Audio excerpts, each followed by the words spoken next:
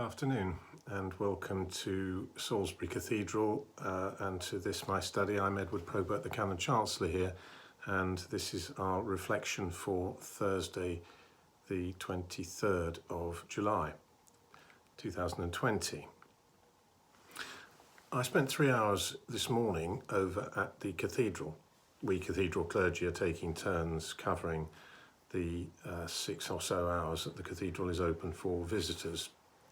And we wander around, we talk to staff, talk to the relatively few volunteers who are currently assisting here, and talking, of course, to visitors, but trying not to detain people too much in any of these cases, and of course not to get too close. But the pleasure of being there for me, apart from these various encounters, was a certain few encounters with the staff of our refectory and our shop, both of which today opened for the first time since the beginning of the lockdown. So there were people whose faces I hadn't laid eyes on for many months there, and it's a pleasure to see them back. And it's of course a great pleasure to see the cathedral beginning to function in a fuller way and be relatively more inviting to people, as of course we desperately wish to be.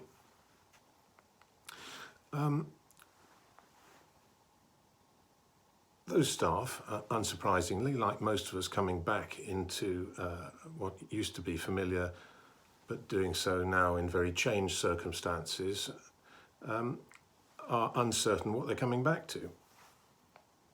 And inevitably uncertain how much trade those two businesses will do. Well, that's quite unsurprising, really. And of course, shops have gone through very hard times in recent years. I don't mean particularly our cathedral shop, but all retail outlets. There's been plenty of talk for quite a long time of the death of the high street. Well, in the course of coming back from the cathedral for a bit of lunch, it occurred to me that a long time ago, more than half my life ago, I was also reflecting upon the comparative decline of the high street, because in the place where I was then a very young minister in Esher in Surrey, I opened a sermon with some comments on the high street of that town, and just so that I knew what I said then, because one's memory becomes a bit sketchy, I went and dug that sermon out of the boxes over here, quite easy to find, and it's not something I've looked at for 32 years, I must stress. And I began like this. Earlier this week, I was in casual conversation with a group of people who asked me what this parish was like. In reply, I said that it was a very pleasant area, just into the green belt, but that it had several strange characteristics. The high street is composed mostly of building societies, estate agents, banks, restaurants, and off-licences. If you want to arrange a meeting, you have to give about 3 months' notice, and then half those you invite can't come because they have prior engagements. And people keep changing their kitchens. Now, I don't pretend to have delivered some profound analysis of Esher, more a series of random impressions, but my hearers seemed to understand me, and we talked about living in an area laced with busy people, not short of the comforts and luxuries of life.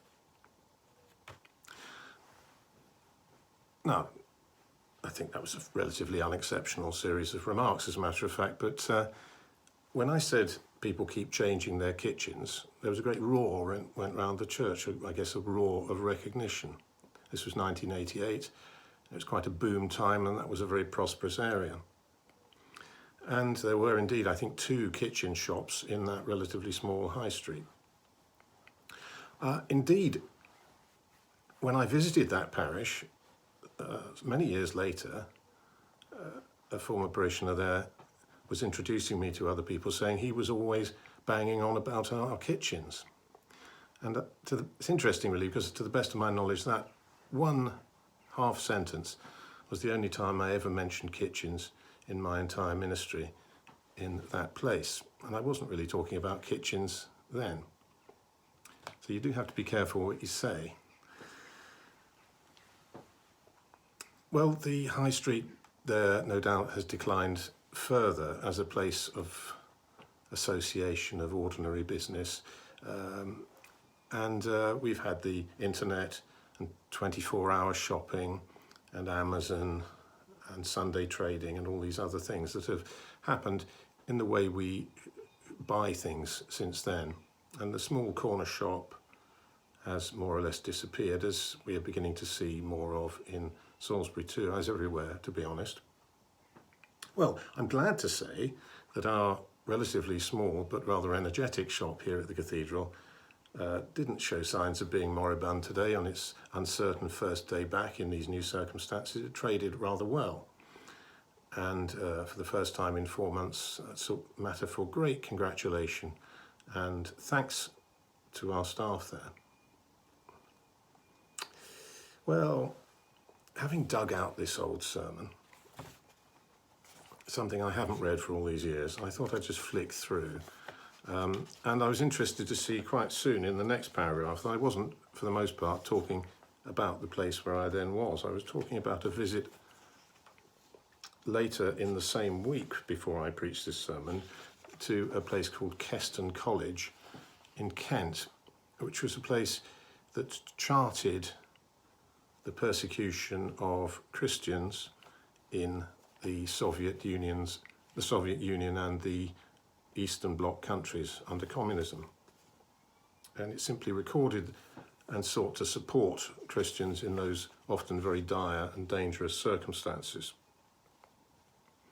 And I was contrasting in this sermon the life of people where I was, we people in that place, with the life I was learning about of these people in those very hard conditions for Christians and churches. So a reminder just how distant 1988 is from 2020.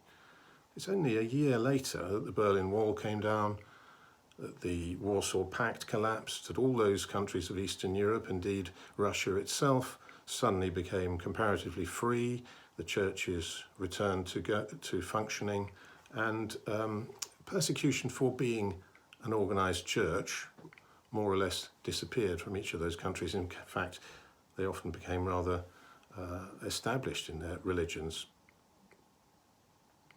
Now, I'm not going to read you the whole of this sermon. I couldn't even be bothered to read the whole of it myself, but I did go to the last paragraph. And this is part of what I said there. Because bear in mind that what I was doing was contrasting the vibrancy of church life, Christian community life, in those very harsh circumstances I was learning about, with the relatively small scale of church attendance. It was about 10% of the population on a good Sunday used to come to our church or any other local church. And I was reflecting on that contrast. In our lives here in Esher, such opportunities will come along too. God will reach out to people and they will look for meaning as they seek to respond. But the wealthy eunuchs of Esher need us just as much as the Ethiopian eunuch needed Philip. We must be there to commend and explain our gospel when people realize they need it.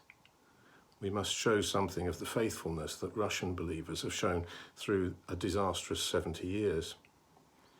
We have a plain and simple gospel, the good news of a God who won't stand to lose one sheep, one coin. The good news of one who was led like a sheep to the slaughterhouse, like a dumb lamb to its shearers. A gospel of apparent failure and weakness for an area of such conspicuous strength and success. A gospel which frees us from what oppresses us, what are you doing to commend it to your neighbours and to those whom you meet on the road? Well, evidently that sermon must have come on a Sunday when the reading of the Gospel, of the Acts of the Apostles, dwelt on the meeting between Philip and the Ethiopian eunuch and the conversion of that man. But I don't think I remember ever calling the people of Esher eunuchs. They didn't seem to hold it against me.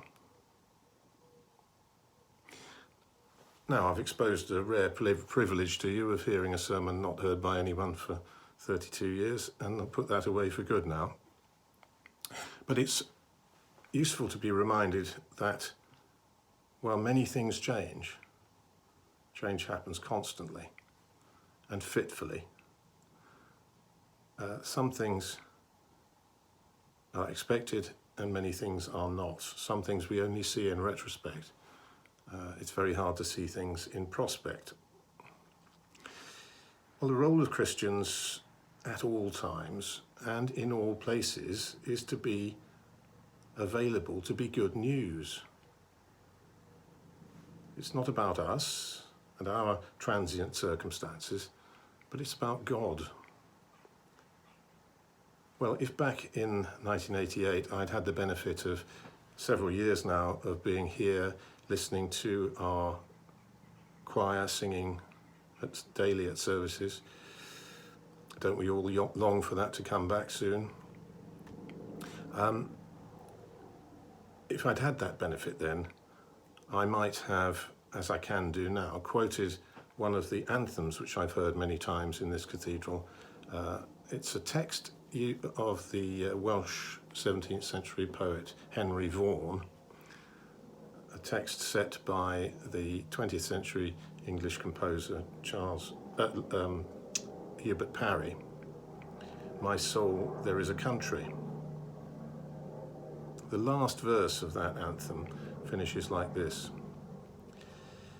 Leave then thy foolish ranges, for none can thee secure, but one who never changes, thy God, thy life, thy cure. Goodbye.